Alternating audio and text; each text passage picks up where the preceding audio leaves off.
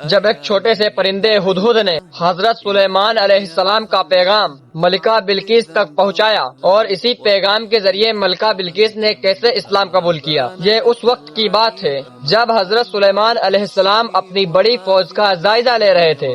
تمام پرندے اور جانور وہاں موجود تھے مگر ایک چھوٹا سا ہدہد وہاں نظر نہ آیا۔ تو پھر حضرت سلیمان علیہ السلام اس پر تھوڑا ناراض ہوئے اور فرمایا کہ ہدہد کہاں ہے؟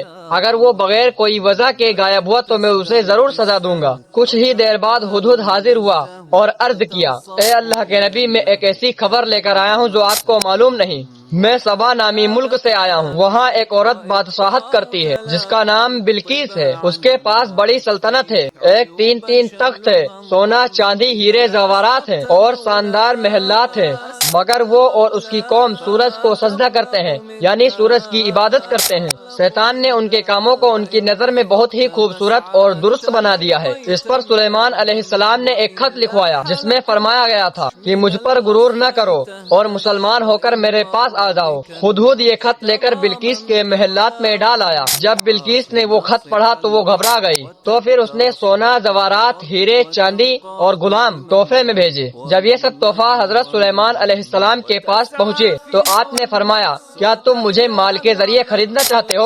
اللہ نے مجھے اس سے کئی بہتر نعمتیں دی ہے، واپس جاؤ۔ اگر بلقیس خود نہ آئی تو میں اپنی فوج کے ساتھ اس کی سلطنت تباہ کر دوں گا۔ اس کے بعد حضرت سلیمان علیہ السلام اپنے دربار میں پوچھا کہ بلقیس کے آنے سے پہلے اس کا تخت کون لا سکتا ہے؟ پھر ایک جن نے کہا، میں اسے چند گھنٹوں میں لے آؤں گا۔ لیکن ایک نیک شخص آصف بن برکھیا نے کہا، میں تو آنکھ جھپکنے سے پہلے بھی اسے حاضر کر سکتا ہوں۔ آصف بن برکھیا نے پلک جھپکتے ہی تخت حضرت سلیمان علیہ السلام کے پاس لا کر رکھ دیا۔ آپ نے حکم دیا کہ تخت کی ہیئت میں تھوڑی سی تبدیلی کر دیا جائے۔ کچھ ہی عرصے بعد بلقیس بڑی ہی شان اور شوکت کے ساتھ حضرت سلیمان علیہ السلام کے پاس پہنچی۔ پھر حضرت سلیمان علیہ السلام نے اس سے پوچھا کہ کیا یہ تمہارا تخت ہے؟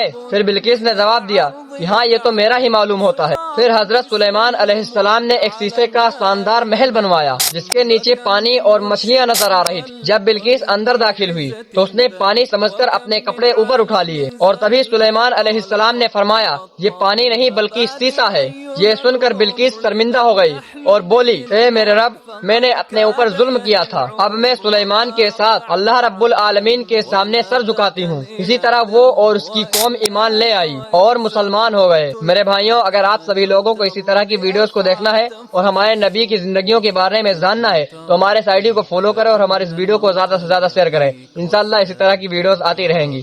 السلام علیکم۔